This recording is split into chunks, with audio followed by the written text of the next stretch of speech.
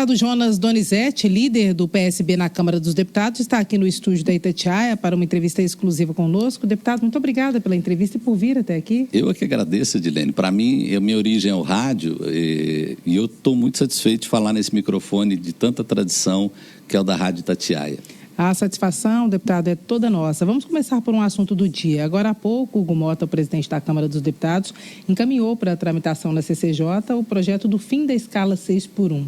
Qual que é a expectativa do senhor em relação a essa tramitação? Nesse ano eleitoral, essa PEC passa? Olha, é um dos assuntos que a gente quer ver se aprova no primeiro semestre, né? Tem um grande apelo na população. Quando você conversa com quem trabalha nessa escala 6x1, a pessoa reclama muito, né, de muito desgaste, pouco tempo para a família, pouco tempo para os afazeres pessoais. Isso já passou, já teve um parecer do deputado Gastão, do Ceará, na Comissão do Trabalho. Ele fez um relatório muito interessante. Ele fez um relatório baixando de 44 horas semanais para 40 e deixando o entendimento da jornada diária de trabalho entre patrão e empregado, né? Por exemplo, se a pessoa trabalhar 8 horas por dia, ela vai trabalhar de segunda a sexta, sábado e domingo descansa, né? E agora foi enviado para a CCJ sem qualquer impedimento de nenhum partido, porque na CCJ os partidos têm representatividade. Por exemplo, o PSB tem 2 assentos, 2 titulares, 2 suplentes. Os partidos maiores vão tendo mais representatividade. Lá vai ser debatido e eu acredito que de lá deve sair um relatório que é o relatório que deve ser o relatório aprovado ou pelo menos enviado para o plenário da Câmara. Então eu tenho uma expectativa muito forte que seja aprovado nesse semestre. Então o senhor acha que a saída pode ser só na redução da jornada de trabalho e não necessariamente na troca da 6x1 pela 5x2? Eu acho que você reduzindo a jornada já automaticamente provoca uma mudança nos dias de trabalho, né? Mas eu acho que é importante deixar esse entendimento entre patrão e empregado para que os dois lados possam ver aí qual o caminho mais vantajoso, né? Não acho interessante a lei fazer um engessamento. Junto com o projeto que foi enviado da escala 6x1, é que esse teve mais destaque, mas eu acho que foram apensados cerca de 5 ou 6 projetos. Eu me lembro do deputado Reginaldo, lá de Minas, Reginaldo Lopes, né? Também já tinha protocolado um projeto sobre isso, e outros tantos. E depois eu acho que também vai ter uma comissão especial. Nessa comissão especial, a CCJ vê a legalidade, que eu não vejo problema nenhum, né? Mas o presidente Hugo está falando numa PEC, né? PEC precisa de 3/5 dos votos. Então eu acho que para chegar a esses 3/5 tem que ter um relatório bastante harmonioso dos dois lados, resguardando a questão do empregado, né? Daquele que trabalha 6x1 e que quer ter uma carga menor de trabalho, e também ouvindo os patrões. Principalmente, me parece que o deputado Gastão, lá na Comissão de Trabalho, ele fez uma diferenciação entre as pequenas empresas e as grandes empresas. Eu achei isso também bastante interessante. Mas, em resumo, essa pauta eu acho que ela deve ser aprovada esse ano e no primeiro semestre. O PT conversa sobre a possibilidade de um plano B, a apresentação de um projeto de lei ou por parte do Planalto ou juntando projetos de deputados, caso a PEC tenha alguma dificuldade de tramitação em função do quórum qualificado que precisa para aprovação. O senhor acha que esse pode ser um caminho, se a PEC não pegar, partir para um projeto de lei? Pelo que eu senti hoje, esfriou isso, né? Nós tivemos a nossa reunião de líderes, esfriou. Mas sempre é uma possibilidade que o governo tem. O deputado Guimarães, ele pode apresentar aí um projeto como liderança de governo com urgência urgentíssima, né? Caso a questão da PEC não vingue. Mas eu sinto que o caminho da PEC hoje foi aprovado por todos os líderes que estavam na reunião. Inclusive os da oposição? Inclusive os da oposição. Agora, deputado, outra questão muito urgente também é a prorrogação do prazo da CPMI do INSS, que termina no dia 28 de março, salvo engano, e há um embate aí sobre se prorroga por 60 dias, 120 dias é quase inviável, e ao que tudo indica, parece que não haverá nem prorrogação. O que o senhor sente? O termômetro do senhor indica o quê? Olha, na parte fatídica, né, no que eu acho que vai acontecer, eu acho que o presidente Davi não deve prorrogar a CPMI do INSS, e acho também, agora, os holofotes se voltam para o Banco Master.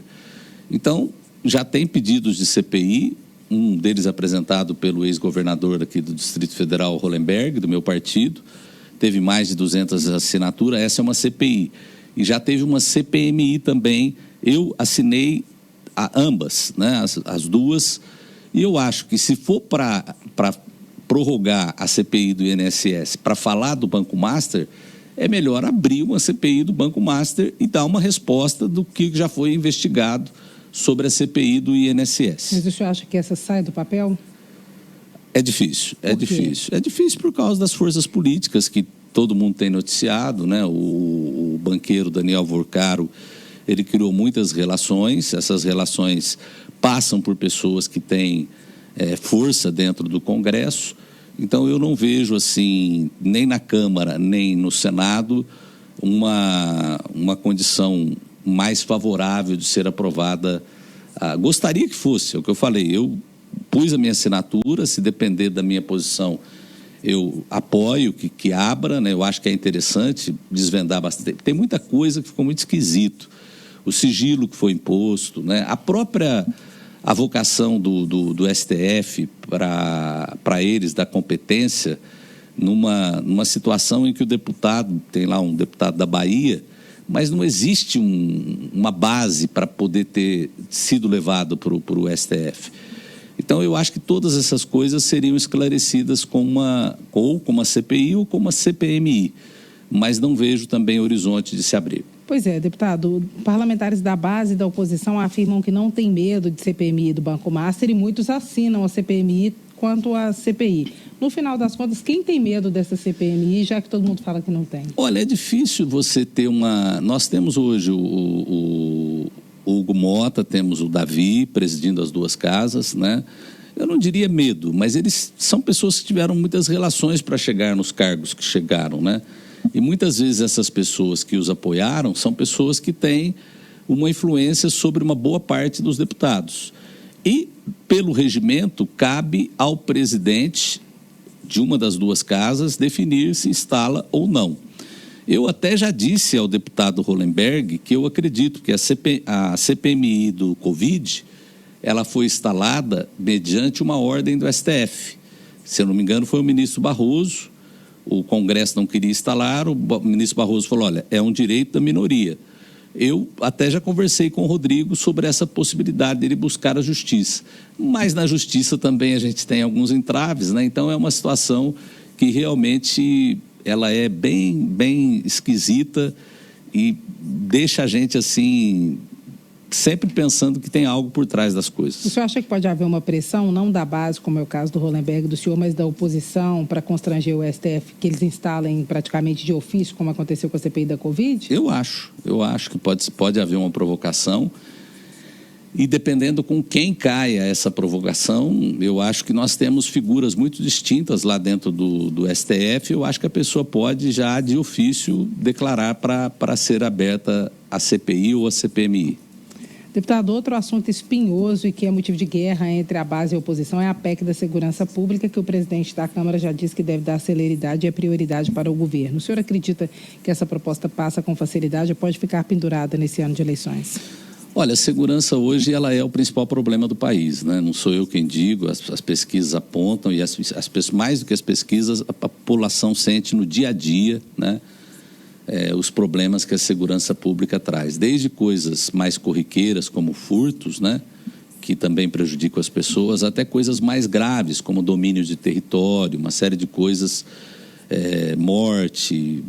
A gente vê o crime excedendo todas as fronteiras, né? O crime organizado agora ele não só está organizado, como ele está hierarquizado, né? Você tem algumas facções que nasceram no Brasil, que já estão em outros países, né? E o relator da PEC é o deputado Mendonça Filho, já foi governador, é uma pessoa que conhece dessa área, busca o entendimento, mas eu estava pensando justamente uma coisa, Dilene, muitos que querem ser candidato a presidente são governadores, e eles, por mais que tenham dado uma resposta como governador, eles vão ter que propor alguma coisa como candidato a presidente. E não tem outra proposta que não seja você juntar as forças para combater o crime organizado. Então, eu acho que a PEC da segurança não será fácil, mas acho que ela tem respaldo no plenário. E o acordo Mercosul-União Europeia, que, como poucas pautas, tem tanto prioridade no Palácio do Planalto quanto no setor privado, setores produtivos importantes brasileiros? Eu acho que passa, porque ele é amplamente favorável ao Brasil. Poucas pessoas sabem, mas o acordo, por isso que existia resistência lá na Europa. O acordo é o seguinte: sendo aprovado pelo parlamento, o Brasil já pode exportar os produtos sem tarifa. E os produtos deles para a gente vão demorar 8 anos para ir caindo as tarifas, né? Então, é um acordo amplamente favorável. Acho que para os dois lados são bons, os dois lados saem ganhando, né? No momento em que está tendo tarifa, os Estados Unidos agindo com muita... intervindo muito nessa questão de comércio. Eu acho que o Mercosul, se juntar com a União Europeia, é bom. Agora, eu estava vendo hoje lá, o agro está querendo mais explicações. Eu acho que o principal é a gente ter agilidade. Me parece que o Paraguai já vai aprovar na frente da gente. Eu acho que seria muito bom que, se logo depois do Paraguai, nós fôssemos o segundo país a estar aprovando. Pelo que foi colocado na reunião hoje, tem que ser aprovado lá no Parlasul, né? Que eu acho que não vai ter dificuldade, e depois aprovar aqui na Câmara dos Deputados, no nosso Congresso, na Câmara e no Senado. Então, o acordo, eu acho que, se a gente fizer um comparativo dos assuntos que a gente falou, talvez seja o que tenha menos dificuldade de ser aprovado. O senhor vê em breve a marcação de uma sessão conjunta no Congresso Nacional para votação de propostas importantes, como, por exemplo, a leitura de instalação de CPMIs e também a votação dos vetos, como o PL da dosimetria?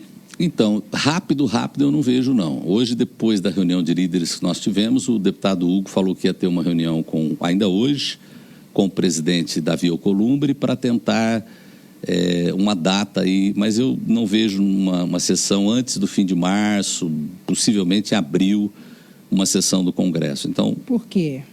Porque eu acredito que tem muitas matérias pendentes para serem votadas, né? O veto lá da dosimetria, tem também outros vetos lá importantes, e tem também a questão da CPMI, né, que ela só pode ser instalada mediante uma sessão conjunta do Congresso. Então, eu acho que é uma maneira de deixar um pouco as coisas em banho-maria, o que eu não concordo. Eu gostaria que fosse feito com mais antecedência. Pois é, porque mais para frente não fica difícil quando, de repente, o presidente de uma dessas casas falando que a instalação de uma CPMI às vésperas do início do período eleitoral seria inviável? É possível, mas a gente vai ter, veja bem, as eleições elas ficaram mais curtas, né? As convenções elas começam em julho, né? Então a gente tem praticamente até o final do mês de junho. Tá certo que tem aí, a gente vai ter Páscoa, feriado Dia do Trabalho, depois tem também Copa do Mundo, né?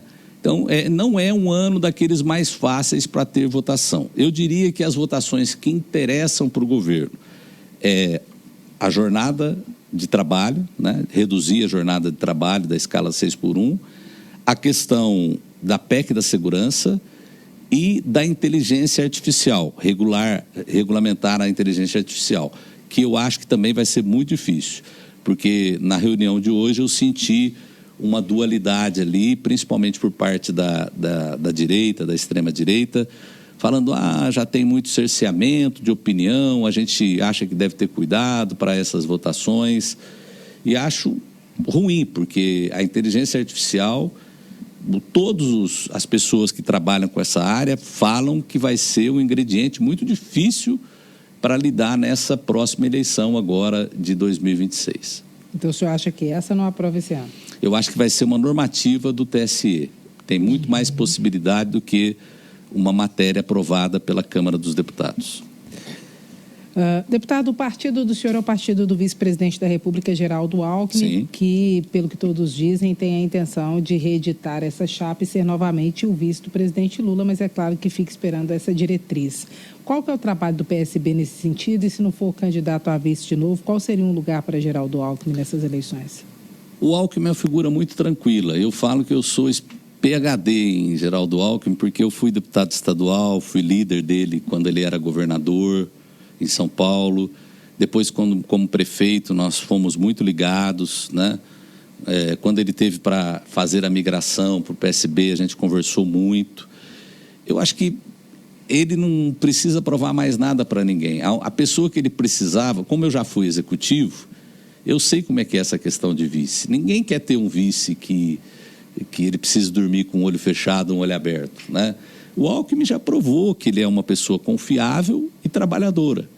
E eu não tenho a menor dúvida que o Lula vai escolhê-lo novamente.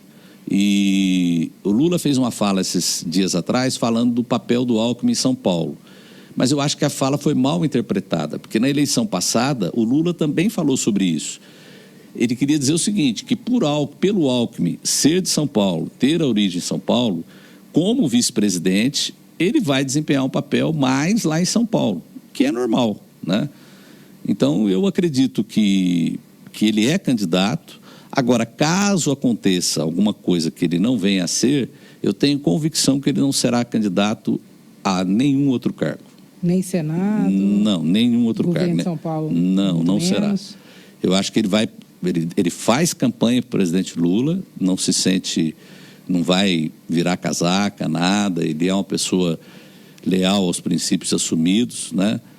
E pensou muito para fazer essa ligação política com o Lula. Ele explica muito claramente por que ele fez na época, porque ele julgava que a democracia estava em risco. Pagou um preço alto por essa escolha que ele fez, mas eu não tenho dúvida que ele continuará como vice, e caso o presidente resolva fazer alguma mudança, ele vai encarar com muita naturalidade e vai fazer campanha do mesmo jeito. O PSB está em busca de composição para fazer palanques estaduais para o presidente Lula, que em muitos lugares não tem candidatos do PT ou não tem partidos de centro para indicar que tem aliados fiéis? Sim, nós vamos ter candidatos majoritários em muito poucos estados. Isso é uma orientação até do próprio presidente João Campos. Só onde houver uma viabilidade eleitoral, eleição ganha não existe, né? Mas onde a pessoa tiver chance de ganhar a eleição. Então, nós não deveremos lançar mais do que 3 candidatos a governador. Vai ser onde? Alguns candidatos, provavelmente governador, Pernambuco, Pará e São Paulo, Brasília ainda está sob discussão, né? Eu acho que esses estados que são os estados que teríamos candidatura majoritária. Aqui seria o Capelli? Seria o Capelli, Brasília e o Capelli. Né? No Pará, o nome seus? No Pará é o Daniel, prefeito de Ananindeua. Ele é hoje o primeiro nas pesquisas. São Paulo, nós oferecemos o nome do Márcio França, que já foi governador. Mas aí precisaria ser uma composição com o PT. Né? Eu acho que não teria por que a gente lançar um candidato, o PT lançar outro. E é como eu falei, falando uma linguagem clara, né? Uma candidatura à governadora, ela custa. E a gente vai priorizar as candidaturas para o Congresso, deputados, né? Então, aonde o candidato do PSB interessar o PT, a gente acha que deve ter uma parceria do PT ajudar a candidatura.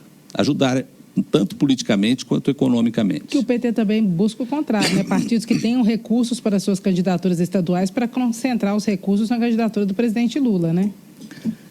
Mas o presidente Lula, uma candidatura tem gasto, mas hoje ele é o ocupante do cargo, né? Eu acho que são circunstâncias diferentes, mas certamente o partido, a candidatura principal do PT é a recondução do presidente Lula ao cargo de presidente. Nesse cenário de nomes que estão colocados, Flávio Bolsonaro, uma possibilidade de um Ratinho Júnior pelo PSD, o Romeu Zema que afirma que manterá sua candidatura presidencial. Quem que o senhor vê aí como um candidato realmente competitivo? Olha, me surpreendeu muito a transferência de voto voluntária do Jair Bolsonaro por Flávio. Surpreendeu a todos, eu acho, na política, né? Eu acreditaria que isso poderia acontecer mais perto das eleições. Mas como se deu de forma muito rápida, eu acho que acaba dificultando essas outras candidaturas que você falou, né? E também o PL vai ter uma condição assim de não afrontar essas candidaturas pensando num apoio de segundo turno, né? E hoje a circunstância mais provável é o presidente Lula com o Flávio Bolsonaro num segundo turno. Eu acho que... E aí eu acho a candidatura do Flávio muito frágil. Eu acho que ele é uma pessoa... Ele precisa ter mais o que falar do que só ser o filho do Bolsonaro, né? Se fosse uma pessoa que tem um histórico, olha, fiz tal coisa, fui aprovado no meu estado, eu acho que um governador já reeleito seria, ou um governador que tenha uma projeção, que já tenha tido, que tenha coisas para mostrar. Porque uma campanha política, ela é, eu falei, ela é curta, mas ao mesmo tempo ela é longa, né? E as pessoas vão querer conhecer o candidato. E eu já disputei eleições majoritárias. Eu acho que você vai ter a parte que você vai falar as coisas boas e vai ter que se defender dos ataques, que eles virão certamente, né?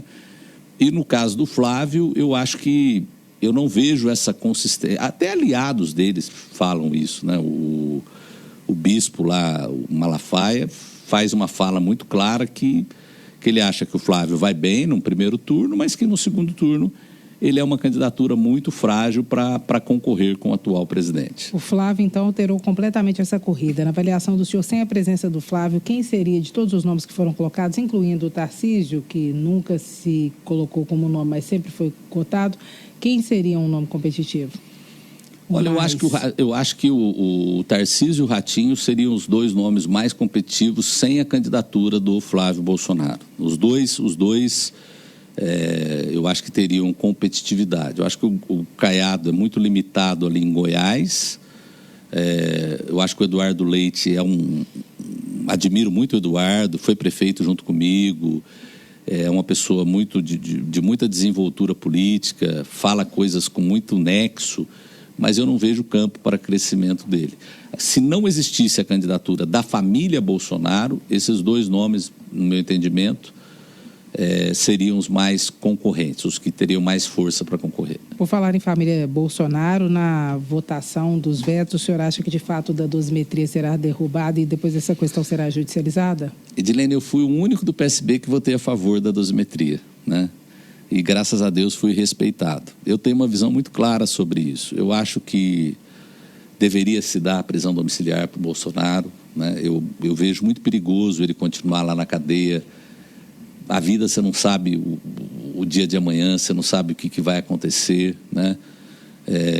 Mas eu entendo, até falei hoje para uma pessoa, até do PL, eu acho que ele só não foi para casa ainda por causa daquela questão dele ter tentado tirar a tornozeleira, né? Então é um precedente que é perigoso, né? Eu votei porque eu acho que é um capítulo que realmente foi grave, né? Merece as punições, mas realmente ali teve muita gente que estava no meio do auê ali e acabou pagando um preço exagerado. Então eu votei com muita consciência, não votei favorável àquela diminuição, eu votei apenas a questão de você juntar a pena de abolição violenta do Estado Democrático de Direito e uma outra que é semelhante, que é a quebra lá do são dois artigos penais muito parecidos. Eu votei como alguns ministros votaram, de juntar, né? Eu não votei por aquela diminuição de pena.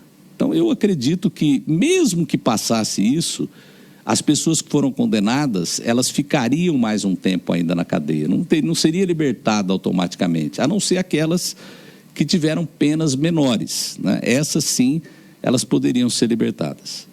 E o senhor acha que essa história de novo PL da anistia vai pegar? Porque a oposição quer ressuscitar esse assunto, né? Eu acho que se a dosimetria for para o plenário, tem grande chance de ser derrubado o veto. Fora isso, eu não vejo mais expectativa de nada acontecer. Em um novo debate sobre um novo projeto da anistia, que é o que a oposição quer apresentar, o senhor acha que tem pega, não tem, ou paga mais para o discurso? Eu acho que seria apenas uma coisa assim de bandeira política para esse momento, mas não pegaria. Agora, deputado, o presidente nacional do partido do senhor, que é o João Campos, é candidato no estado dele, em Pernambuco. A última pesquisa mostrou ele numa situação favorável. Como é que o senhor acha que vai ficar lá? Tem pedido de impeachment contra ele na Câmara dos Vereadores. O senhor acha que isso vai funcionar? Não vai? Qual que é o real cenário no estado do maior líder partidário de vocês? Não, o pedido já foi rejeitado, né? O pedido de impeachment foi rejeitado com ampla maioria de votos, né? Eu falei que eu acho que começou a esquentar muito cedo o clima lá em Pernambuco, mas recentemente eu conversei com um amigo, ele falou que lá é desse jeito mesmo, né? Porque eles estão vivendo agora o que geralmente você vive na última semana da eleição, né? Que são ataques simultâneos ali dos dois lados ali. Agora também a atual governadora, ela foi questionada por uma questão de espionagem, né? de fazer investigação sem o devido processo legal. Eu acho que isso atrapalha os dois, né? Mas eu vejo o João muito estruturado. As pessoas, pouca gente se liga, por exemplo, ele continua como prefeito do Recife. Tem muita gente que não sabe que ele vai ser candidato a governador. Eu acho que a partir do momento que ele renunciar à prefeitura e dizer, olha, sou candidato ao governo, e eu acho também que o Lula vai acabar fazendo uma escolha clara pela candidatura dele, por todo o histórico de relacionamento, ele ganhará o governo. Mas eu falo uma coisa, Edilene, a inteligência do homem já inventou muita coisa, menos eleição fácil. Eleição fácil não existe, eleição é disputa, eleição é confronto de ideias. Agora o João, ele tem o que mostrar, é o que eu falei, ele é jovem e experiente. Foi reeleito com uma grande votação e é uma pessoa que tem uma relação no Estado muito forte e ele tem a trajetória de tradição da família Reis, né, que é muito forte no interior. Ele é forte na capital e na região metropolitana, e o nome do bisavô, a Reis, o nome do pai dele, o Eduardo Campos, é muito forte no interior do estado. O senhor vislumbra um cenário, claro, hipotético e precoce de, em 2034, por exemplo, a presidência da República sendo disputada por João Campos, hoje no PSB, e Nicolas Ferreira, do PL de Minas Gerais? 2034. É porque o Nicolas não terá idade antes disso. Eu acho que é provável. Acho que é provável. Acho que 2030 ainda não, né? Os dois são muito jovens. Acho que o João tem essa vantagem sobre o Nicolas. Acho que o Nicolas é um rapaz... Ele é meu vizinho de apartamento funcional. Acho que ele é um rapaz muito inteligente. Ele... foi forçado agora, meio forçado, a ser candidato ao governo de Minas. Eu acredito que ele foi inteligente de não aceitar, porque é um estado muito difícil de governar, com muitos problemas. Eu acho que ele poderia realmente queimar. Não tenho dúvida que ele está pensando isso. Eu acho que ele até pensa, elegeu, me elejo, e depois, né?